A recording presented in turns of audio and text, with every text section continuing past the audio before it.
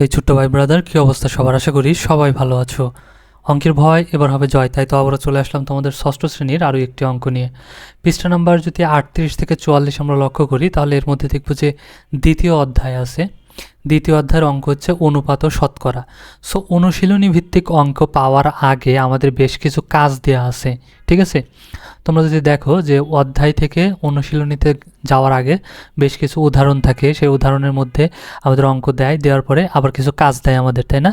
যে কাজগুলো করতে হয়। সো সেই কাজগুলো যে কাজ আছে সেই কাজগুলো আজকে আমরা সমাধান করব, ঠিক আছে? দেখব অনুপাত আর শতকরা। অনুপাতটা কি? অনুপাতটা মূলত একটা ভগ্নাংশ। অনুপাতও কি? ভগ্নাংশ। ওকে। আর শতকরা তো আমরা জানি, মনে হয় সম্ভবত করে আসছি, তাই না? শতকরা হচ্ছে 100-র সাথে সম্পর্কিত যে কোনো জিনিসই হচ্ছে শতকরা।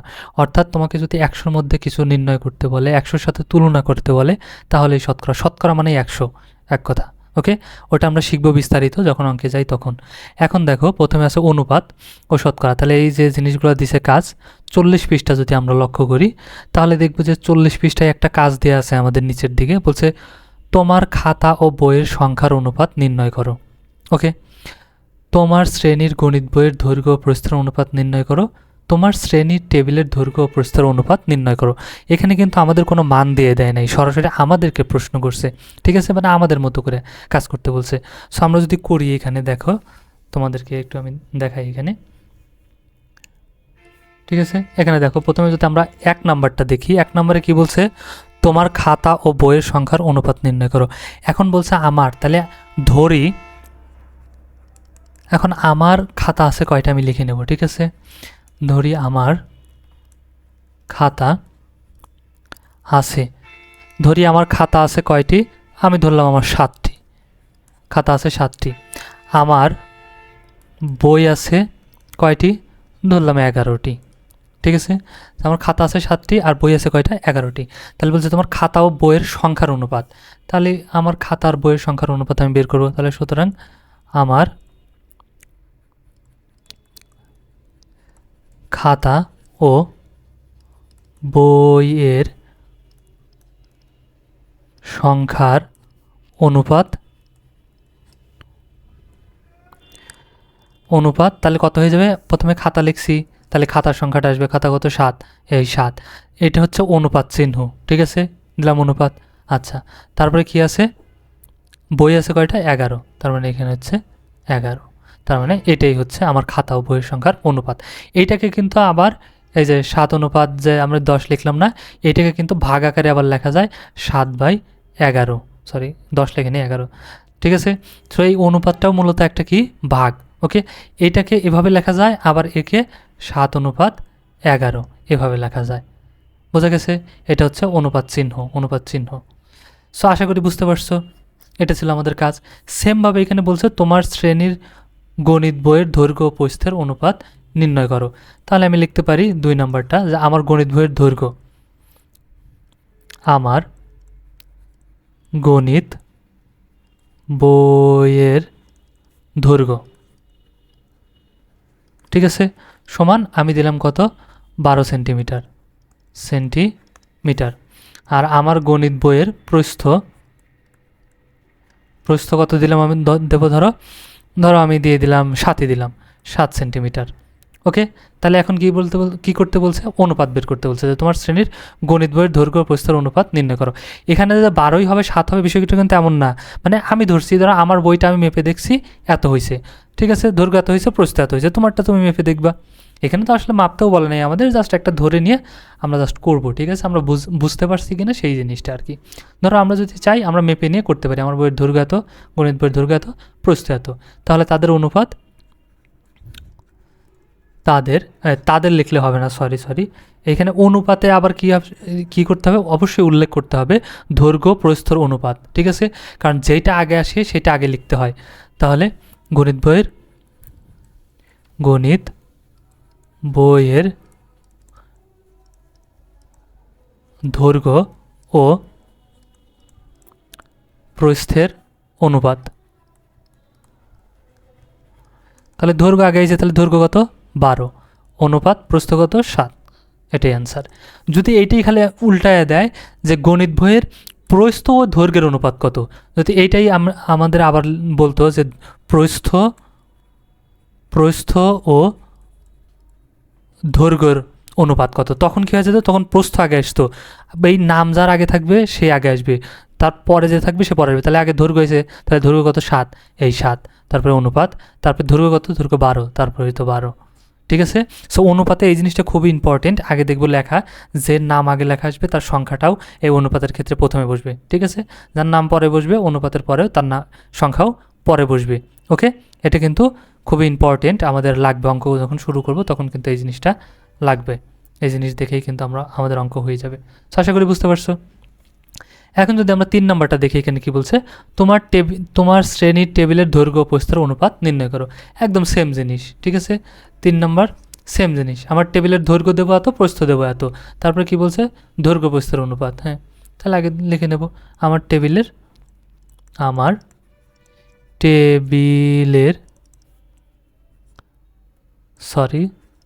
দৈর্ঘ্য কত, ধরলাম 18 সেন্টিমিটার।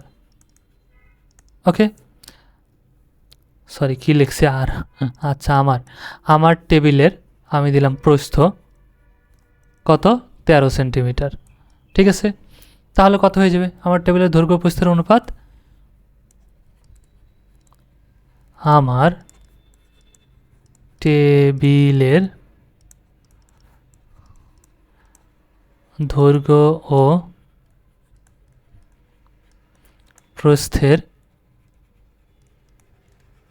অনুপাত, তাহলে কত হবে, দৈর্ঘ্য 18 অনুপাত প্রস্থ কত, 13, হয়ে গেল অ্যান্সার।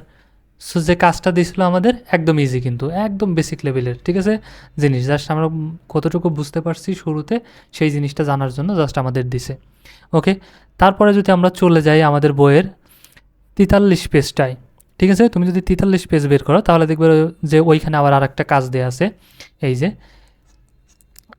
দুটা কাজ দেওয়া আছে। এখানে কি বলছে দেখো, মামুনের বয়স 4 বছর ও তার বোনের বয়স 6 মাস হলে তাদের বয়সের অনুপাত নির্ণয় করো। ওকে, সো এখানে নির্ণয় করব, একদম ইজি। দুটোই যদি মাস দেওয়া থাকতো খালি অনুপাত লিখে দিয়ে অনুপাত বসাই দিলেই কিন্তু হয়ে যেত। কিন্তু দেখো, একটাই দিছে বছর আর একটাই দিছে কি মাস, নাই আমরা বছরে নিয়ে যাব নাই আমরা এটাকে মাসে নিয়ে যাব। ওকে, সো আমরা মাসে নিয়ে যাই তাহলেই হবে। দেখো, তাহলে এখানে দিছে কি মামুনের বয়স, মুনের বয়স। ওকে, তাহলে মামুনের বয়স এখানে কত দিচ্ছে দেখো তো, 4 বছর, 4 সমান 4 বছর। এখন 4 বছরকে যদি আমরা মাসে প্রকাশ করি তাহলে কত হয়ে যাবে, এক বছর সমান কত মাস, 12 মাস। ঠিক আছে, তাহলে 12 দিয়ে 4কে 12 দিয়ে গুণ দিলেই হয়ে যাবে। এখানে বছর ছিল, যখনই 12 দিয়ে গুণ দিয়েছি তখনই সেটা কী হয়ে যাবে, মাস হয়ে যাবে। ওকে, তাহলে এখন যদি এটাকে গুণ করি কত হবে বলো তো, 4 বারং কত হয়ে যাবে, 48 মাস। ঠিক আছে, আর তার বোনের বয়স এখানে আমরা লিখে নেব, তার বোনের বয়স 6 মাস।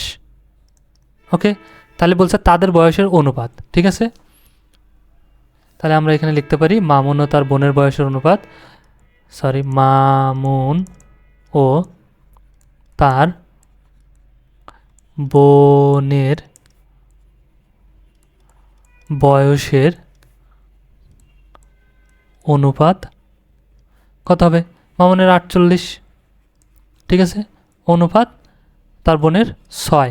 ওকে, এখন দেখো, যখন এই অনুপাতগুলোকে যদি লঘিষ্ঠ করা যায়, ঠিক আছে, তখন কিন্তু আমরা লঘিষ্ঠ করব। লঘিষ্ঠ মানে কি, ছোট করা, অর্থাৎ কাটাকাটি করা যায় যদি, তাহলে কিন্তু আমরা কেটে দেব। ঠিক আছে, দেখো 6কে 6 দিয়ে ভাগ দিলে কত হয় 1, আর 48কে 6 দিয়ে ভাগ দিলে কত হবে, 6 8 48, মানে 8 বার যাবে। ঠিক আছে, তাহলে অনুপাতটা হয়ে যাবে কত, 8:1।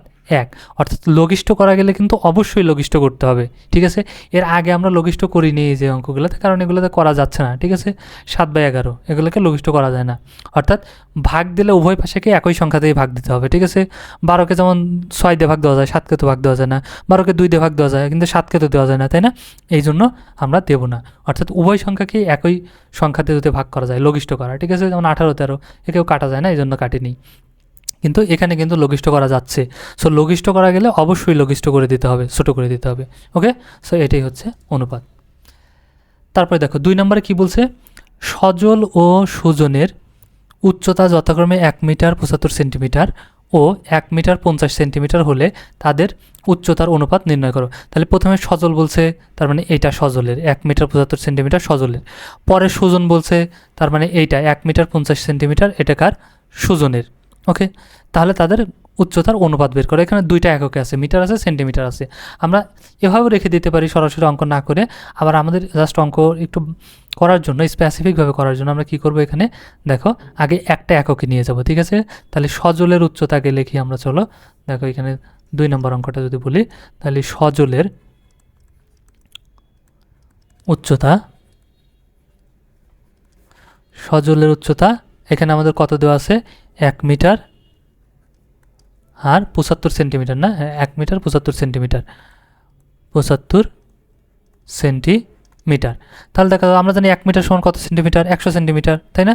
তাহলে 1 গুণ 100, যখনই 100 দিয়ে গুণ দিয়ে দিছি তখন এটা কী হয়ে গেছে? মিটারও কী হয়ে গেছে? মিটারও সেন্টিমিটার হয়ে গেছে, ঠিক আছে? আর যোগ এই 75 ছিল, 75ই থাকবে, 75 সেন্টিমিটার। তাহলে 1 দিয়ে 100কে গুণ দিলে কত হয়ে যাবে? 100ই। 100 সেন্টিমিটার যোগ আর হচ্ছে 75 সেন্টিমিটার। তাহলে এই দুটো যদি যোগ করি, এখন দুটোই সেন্টিমিটার হয়ে গেছে, একই একক হলে যোগ করা যাবে, আলাদা একক হলে যোগ করা যায় না। যখন এটা মিটার আছে, এটা সেন্টিমিটার আছে, যোগ করা যাবে না। এখন একই হয়ে গেছে, এটাও সেন্টিমিটার, এটাও সেন্টিমিটার, তাহলে এখন যোগ করা যাবে। 100 আর 75 যোগ করলে কত হয়ে যাবে? 175 সেন্টিমিটার। ওকে, তাহলে সজলের উচ্চতা পেলাম। তারপরে আবার কি আছে? এখানে দেখো আছে সুজন। তাহলে সুজনের টাওয়ার বের করি, চলো। সুজনের উচ্চতা কত? 1 মিটার 50 সেন্টিমিটার। ওকে, তাই আছে না? 1 মিটার 50 সেন্টিমিটার, হ্যাঁ। তাহলে এটাকেও সেমভাবে করবো। 1 মিটার সমান কত? আমরা জানি কত সেন্টিমিটার? 100 সেন্টিমিটার। তাহলে 100 দিয়ে গুণ, এটা হয়ে গেল সেন্টিমিটার। ওকে, যোগ 50 সেন্টিমিটার। তাহলে 100 দিয়ে গুণ দিলে 100ই, তাহলে এটা হয়ে গেল সেন্টিমিটার, যোগ এখানে 50 ছিল, 50 সেন্টিমিটার। তাহলে এই দুটোকে যদি যোগ করি 100 আর 50 কত হয়ে যাবে? 150 সেন্টিমিটার। তাহলে এখন তাদের বয়সের অনুপাত, তাহলে সুজন, প্রথমটা কী ছিল? সজল আর সুজন। তাহলে সুতরাং সজল ও সুজনের উচ্চতার অনুপাত, ঠিক আছে? কত হয়ে যাবে? সজলের কত? তাহলে 175 অনুপাত এর কত? 150, ঠিক আছে? হয়ে গেছে। সো একে কিন্তু লঘিষ্ঠ করা যাবে। ওকে, তুমি যদি একবারে লঘিষ্ঠ করতে পারো, একবারেও করতে পারো, আবার যদি না পারো ছোট ছোট করে ভেঙে করতে পারো, তাহলেও কিন্তু সমস্যা নাই, তাও কিন্তু তুমি করতে পারো। যেমন দেখো, একে আমরা কি করতে পারি? 5 দিয়ে ভাগ, এটাকেও 5 দিয়ে ভাগ যাবে, এটাকেও 5 দিয়ে ভাগ যাবে। সো একে যদি আমরা 5 দিয়ে ভাগ দেই, তাহলে কত হয়ে যাবে? 30। 3 5 15 আর 1 0, তাহলে হয়ে গেল 30। আবার একেও 5 দিয়ে ভাগ যাবে কিন্তু, ঠিক আছে? 3 বার যাবে, 3 5 15, তাহলে বাজবে 2 আর হচ্ছে 25, তাহলে 5 5 25 35 হয়ে গেল। এটাকে কিন্তু আবার কাটা যায়, দেখো 5 দিয়েই কাটা যায়। 30কে 5 দিয়ে কাটলে কত হবে? 5 6 30, ঠিক আছে? আবার একেই যদি কাটি তাহলে কত হবে? 7 5 7 35। আর কিন্তু কাটা যাবে না, আর ছোটো করা যাবে না। তাহলে এখন কি হয়ে গেল আমাদের? কত অনুপাত হলো? 7 অনুপাত 6, ঠিক আছে? এটাই হচ্ছে উত্তর। অর্থাৎ তাদের মানে সজল আর সুজনের যে উচ্চতা ছিল, উচ্চতার অনুপাত তাহলে কত পাইলাম? 7:6।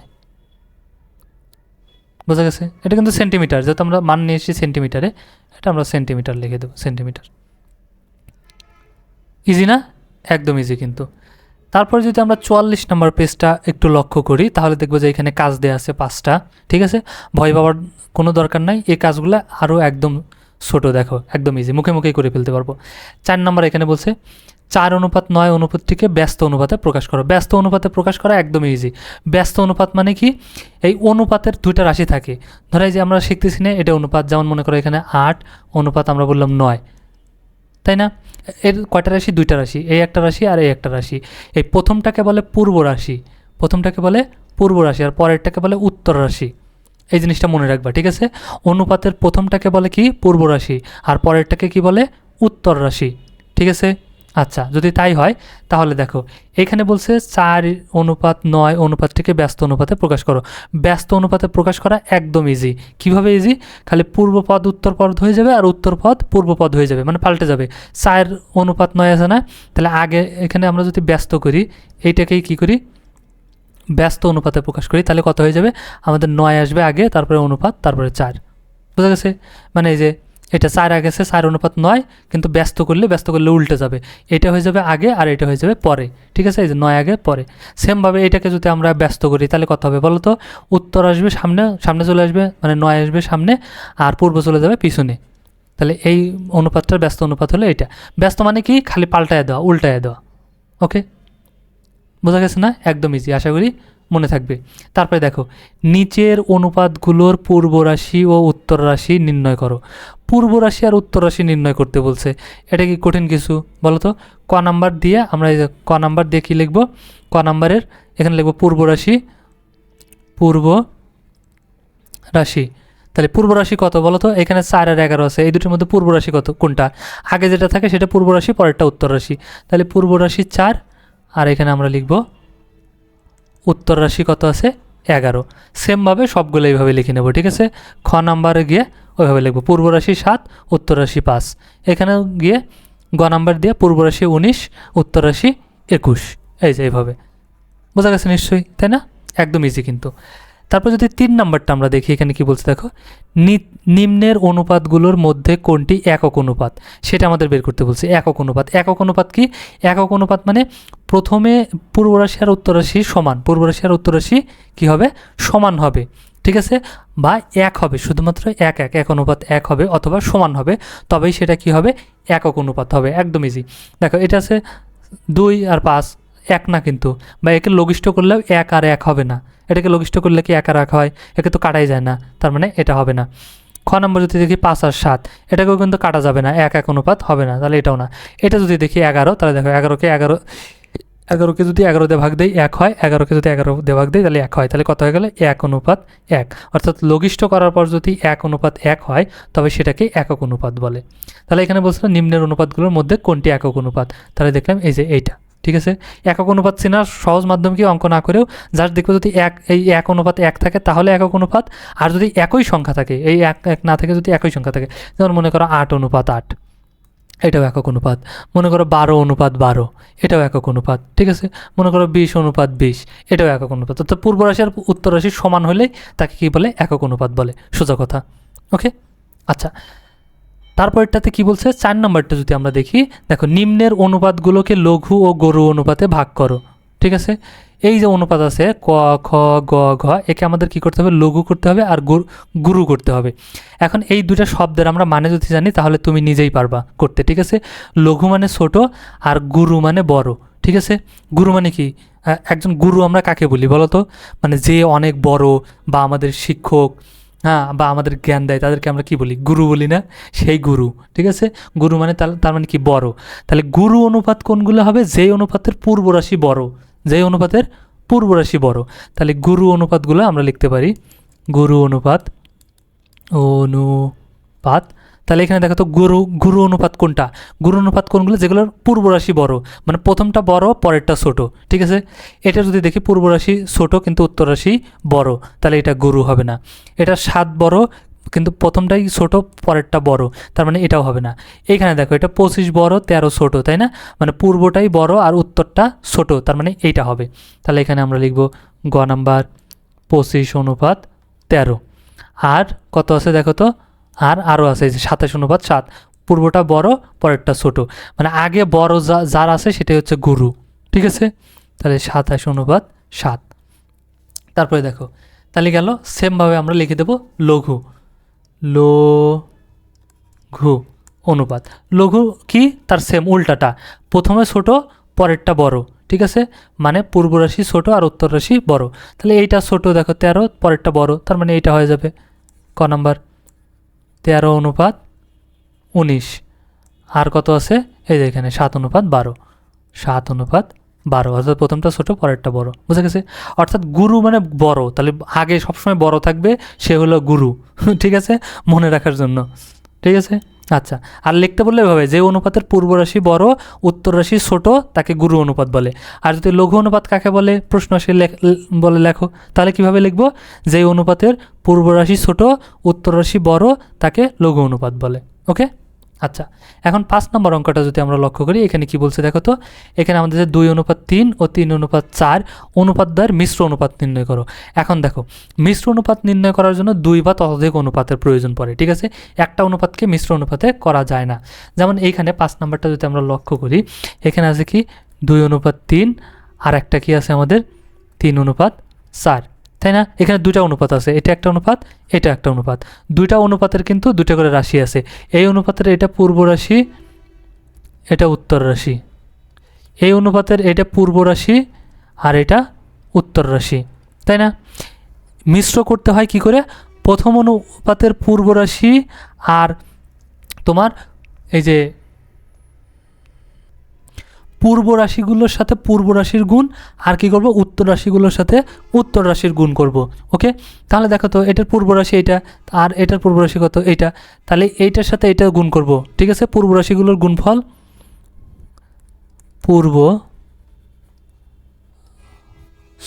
কি লিখি, পূর্ব রাশিগুলোর গুণফল। তাহলে এর পূর্ব রাশি আছে 2 গুণ এর পূর্ব রাশি আছে 3, তাহলে কত হবে, 3 2 6 হয়ে গেল। আর এই উত্তর রাশির সাথে এই উত্তর রাশির গুণ, ঠিক আছে। তাহলে এখানে হবে উত্তর রাশিগুলোর গুণফল কত আছে, 3 আর 4, তাহলে 3 গুণ 4 সমান সমান কত হবে, 3 4 12। ওকে, তাহলে এখন মিশ্র অনুপাতগুলোর এখানে আমরা লিখব, অনুপাতগুলোর মিশ্র অনুপাত দুইটির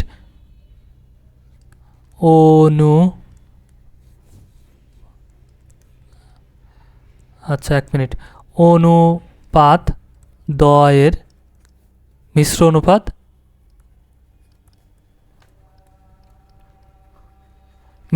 তাহলে কত হয়ে যাবে, এই যে এইটা পূর্ব রাশির 6 গুণ করে হয়েছে অনুপাত, তারপর হয়েছে 12। সো এটাকে কিন্তু আবার কি করা যায়, লঘিষ্ঠ করা যায়।